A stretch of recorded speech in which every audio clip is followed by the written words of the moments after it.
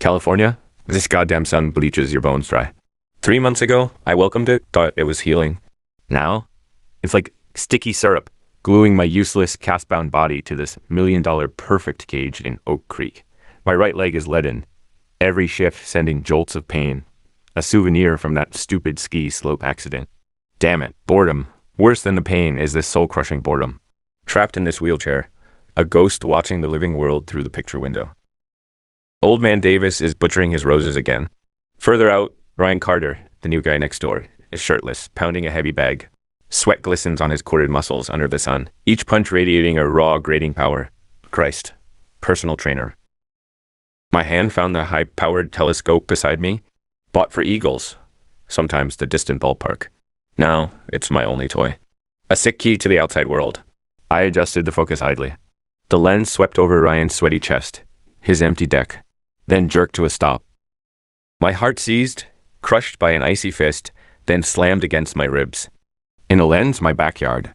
The corner screened by thick shrubs. The wide teak lounger. Occupied. Amy. My Amy.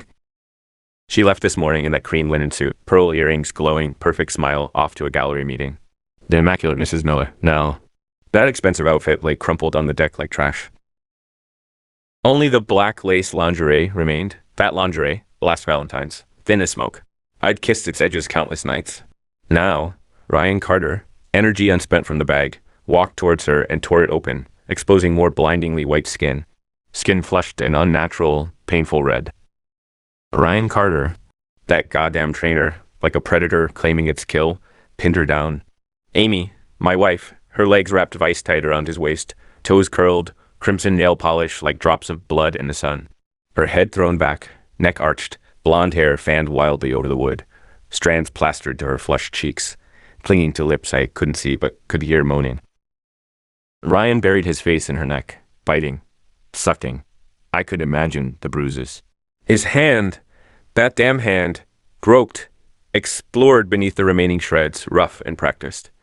And Amy, she responded. Her nails dug into the muscles of his back, her body arched like a drawn bow, meeting his thrusts. Sunlight blazed down on their sweat-slicked, tangled bodies, reflecting a cruel glare. Primal, feral, a red-hot brand searing my retinas, burning into my brain. No sound. The telescope was silent. Only the roar of blood in my ears like a tidal wave. And my heart, that damn heart, hammering wildly against 1,000 ice picks piercing my chest. Time froze. The world twisted, shattered, leaving only that obscene act playing out silently on the teak lounger, my wife, in the goddamn trainer's backyard. Under my nose, like a cheap whore. Crash. The telescope slipped from my numb fingers, hitting the floor like a death knell. I couldn't move. Cold sweat drenched me instantly. My stomach heaved. The taste of copper filled my throat. Darkness pulsed at the edges of my vision. So naked. So absolute. And I was a useless cripple, trapped in this chair. I don't know how long I sat there. A boneless ragdoll. Until the harsh sunlight seemed to shift. I sucked in a breath, choking on it. Grabbed the telescope, looked back. Empty. Only the lounger, tilted awkwardly, a giant mocking grin. Then, a new feeling replaced the numbness and agony. Cold. A marrow-deep, blood-freezing cold. Not grief, not pain. Pure, distilled, annihilating rage. Like liquid nitrogen, flash-freezing all weakness, all hesitation. This cold fire surged through my veins, incinerating Jack Miller, the pathetic cuckold, forging something new. Something forged solely for destruction. Slowly, painfully, I bent down. Fingers touched the cold floor, then the colder phone. Picked it up.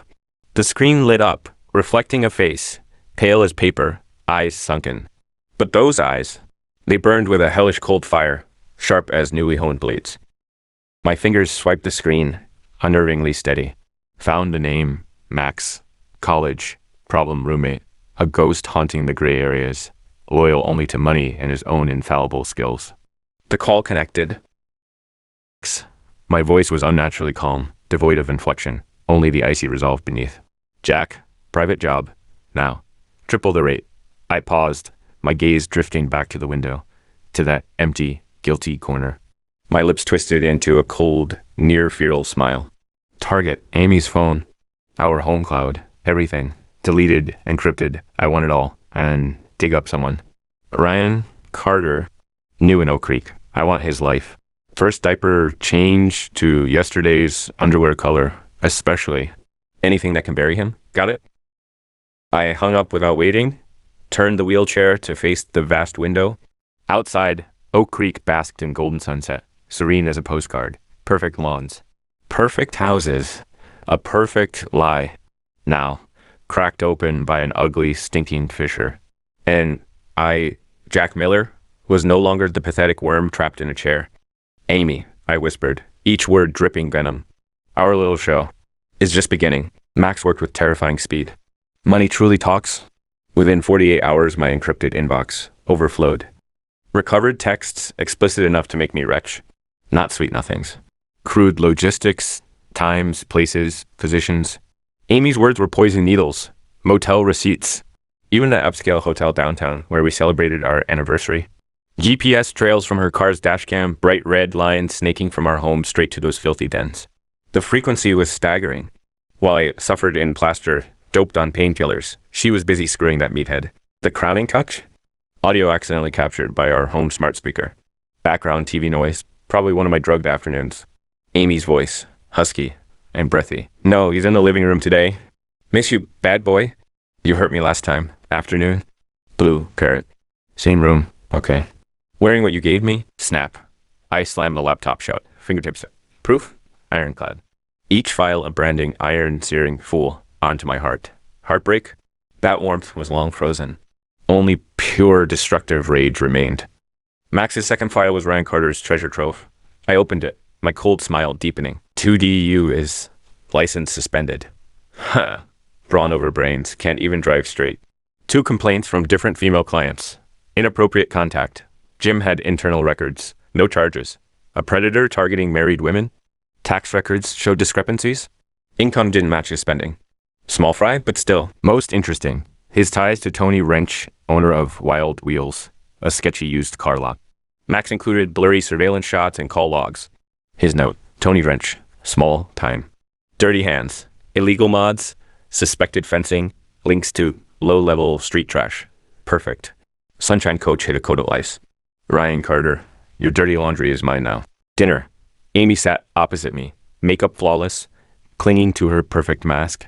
She cut her salad with elegant precision, as if the woman on the lounger was someone else. The air hummed with brittle calm. I sipped water casually. Oh, saw something interesting on the community forum today. I paused. Her knife hesitated microscopically. People talking about that new neighbor, Ryan? Seeing his flashy orange Challenger parked at the Blue Parrot Motel a lot. GCA. That place. Sketchy reputation? Heard it's not clean. Amy's knuckles whitened around her fork. Her face drained of color. She ducked her head, hair a shield, but that flash of terror was unmistakable. Oh, really? Her voice tightened. People gossip. Ryan. Probably just passing by. Maybe. I shrugged, picking up the remote. Stuffy. Some music. I accidentally hit the wrong button. The speaker didn't play music. Instead, a muffled but recognizable snippet filled the room. No, he's in the living room today. Miss you, bad boy. You hurt me last time. Amy jerked upright as if electrocuted. Utterly pale, eyes wide with horrified disbelief. TC? Stupid thing glitching again? I shut it off, feigning annoyance. Always triggering playback. Needs fixing. I resumed eating, my peripheral vision relishing her heaving chest, trembling hands. Her salad remained untouched. First salvo. Target acquired. The seed of fear was sown. Watching her perfect facade crack, the ice in my chest pulsed with cold satisfaction. Your turn, Ryan. I created an anonymous email mimicking a concerned Oak Creek busybody. Carefully worded, I attached key details from the 2 inappropriate contact complaints and sent it to Richard, owner of the Vitality Zone gym. Dear Mr. Richard, as a loyal Vitality Zone member and community resident, I'm deeply troubled by rumors surrounding Ryan Carter. Attached are concerning records. I urge you to address staff conduct, given our focus on family values and community reputation. Trusting your discretion. Max messaged soon after. Gym owner pulled Carter in. Tense. Schedule changed. Suspended from some sensitive private slots. Included a blurry photo of Ryan storming out of the office, face thunderous. Good. The halo tarnished. Just a hairline crack. Ryan, how does it feel to be watched?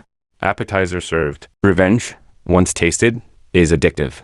Amy became jumpy, eyes darting with suspicion and fear, phone glued to her hand, moving through the house like a ghost. When Ryan's orange Challenger sat in his driveway, a ripple of agitation seemed to emanate from Amy. Fuel for my cold core. Time to escalate. I began studying Ryan's car, not admiration. Autopsy. Max provided the Challenger's year and model. I drowned in car forums, dissecting its engine, brakes, common electrical gremlins. Searched accident, mechanical failure, race car crash. Cold blueprints formed. A remote, winding road. A coincidental brake line leak. A critical wire accidentally jarred loose. Specific speed. Specific curve. An ironclad alibi. My cast and chair. Perfect camouflage. Cold plan spun. The engine's roar echoed in my mind. The hunt entered its next phase. The blade was sharp, waiting for the perfect moment to rip that crack wide open, exposing the rot within. The blueprint was cold, precise, lethal. Every Wednesday, Ryan exercised his demons at the Iron Fist Fight Club on the city's edge, driving back alone to Oak Creek, the old county road linking it to the highway, winding, narrow, poorly lit at night. Sparse traffic was a stage set by fate. The linchpin, his car. The orange Dodge Challenger, his trophy of strength, now his coffin lid. Max's intel was solid. Year, model, brake schematics. I needed an accidental brake failure at high speed on the deadly Eagle's Beak curve. I couldn't do it. The cast and chair were my perfect alibi. I needed clean hands. Tony, wrench. The shady used car guy linked to Ryan. Max dug deeper. Tony was desperate. His chop shop faced an EPA raid. Needed cash, fast. An anonymous number, encrypted, reached Tony. Voice altered, low, menacing. Tony, wrench. Heard you got EPA trouble. Big appetites. Quick cash fix your problem? Silence. Then Tony's wary voice. Who the hell is this? Who I am doesn't matter. You need money. I need a car. To have a little accident at a specific time and place. I paused. Let it sink in. Target, Ryan Carter. You want me to kill him? Tony's voice spiked with panic. Kill? Crude. Ice cold. Brake failure. Pure. Tragic mechanical fault. I know you have guys who can make a brake line, sweat fluid under stress. Doesn't need total failure. Just spongy when he needs it most on that curve. Physics and the cliff do the rest. I named a sum that would choke him. Long silence. Heavy breathing. Too risky. Risk? I scoffed. Picture the EPA padlocking your oil pits and hot parts. Picture jail. Is that risk worth his price? And who questions an accident? Especially with Ryan Carter driving like a maniac? I stabbed his pressure point. Cash, half up front, offshore. Half after, trails vanish. More silence. Greed and fear ward. Greed won. Details. Done. The first cold gear clicked into place. Wednesday night. An eerie calm hung over the Oak Creek house. Amy was agitated. I knew she tried calling Ryan all afternoon. His silence had her pacing like a caged animal. Fear coiled around her. She kept glancing at me, eyes flickering with suspicion and deeper dread. I sat in the wheelchair, a thick finance magazine open on my lap, still as deep water. My tablet showed split-screen surveillance. One feed, hacked by Max. A public cam outside Iron Fist, showing Ryan's garish orange Challenger parked in a corner. The other, an encrypted message from Tony. Target inside. Ready. Time crawled. Amy paced the living room, a trapped thing. The feed flickered. Ryan emerged from the club. He looked pissed, slammed his car door. The orange beast roared to life and vanished from view. Target mobile. Tony's message flashed. My heartbeat, in that instant, seemed to stop. Not fear. Absolute, icy focus. A sniper's breath before the shot. My fingers tapped another encrypted app. Final command. Eagle's Beak. Engage. Confirm failure. The weight stretched, thick with silence. Amy huddled on, trembling. Phone screen lighting and dying in her hands. Only the clock ticked, punctuated by her stifled, hiccuping sobs. My gaze fixed on the blackness beyond the window, willing it to show the winding county road. Suddenly, my phone buzzed, not encrypted. A local news alert. Breaking. Fatal crash on County RD Gills Beak. Driver of orange sports car pronounced dead at scene. My finger hovered, then tapped. The report was brief. A blurry photo, mangled guardrail, a sheer drop, a crumpled, burning orange wreck at the bottom. Identified as a Dodge Challenger. Driver pending ID. I looked up at Amy. She'd heard the buzz, staring blankly at me. I turned the tablet screen towards her. The stark headline, the fiery wreck. Amy's eyes locked onto the screen. Pupils dilated. She jerked like she'd been shot, her phone thudding to the carpet. She stared, transfixed, at the orange inferno. Recognition dawning. Seconds of dead silence. Then an inhuman, soul-rending shriek tore from her throat. She launched off the sofa, collapsing onto the carpet, knees buckling, hands clawed at her hair. Desperate, animalistic wails ripped through her. Tears, snot, smeared her perfect face. Her body convulsed, racked with sobs, as if trying to expel her very insides. Utter, annihilating devastation. I watched her writhe, scream, howl on the expensive rug. The ice in my chest finally felt heat, the twisted euphoria of destruction. Like swallowing scalding poison. Funeral was brief. Ryan Carter, the man who once radiated feral vitality, reduced to a box of ash. Police ruled it an accident. Brake line, failure. An unlucky break. Oak Creek buzzed briefly, then moved on. Sunlit sins seemingly burned away with the wreckage. Amy didn't ask for a divorce. She flinched at the word. Ryan's death was an invisible sword hanging over her. Her eyes held no suspicion now, only pure, marrow-deep terror. My calmness that night, the coincidence of the alert. She knew. The man in the wheelchair, the husband she thought she could betray with impunity, had destroyed Ryan. She became a ghost. Silent. The carefully maintained beauty withered. Eyes hollowed. She still performed wifely duties, cooking tasteless meals, cleaning mechanically, even approaching me with visible tremors. I allowed it. I didn't want her love or even obedience. I wanted this fear. It was her new cage, and I was the eternal keeper. One evening, she brought water to the study. Her hand shook, spilling some. She froze, eyes wide with terror, awaiting judgment. I didn't look at her. My gaze fixed on our wedding photo on the desk. Sunshine, bright smiles, a world seemingly ours. Amy, my voice was quiet, yet felt like cold iron in the silent room. Do you remember what we had? She stiffened, lips trembled. No sound. I picked up the photo, studied it. Then, under Amy's petrified stare, slowly, deliberately, held it over the flame of the scented candle beside the desk. Fire licked the edge, consuming our smiles and sunlight, curling the paper black, reducing it to ash. You destroyed it? Flat. Final. I watched the last ember die. Only smoke and stench remained.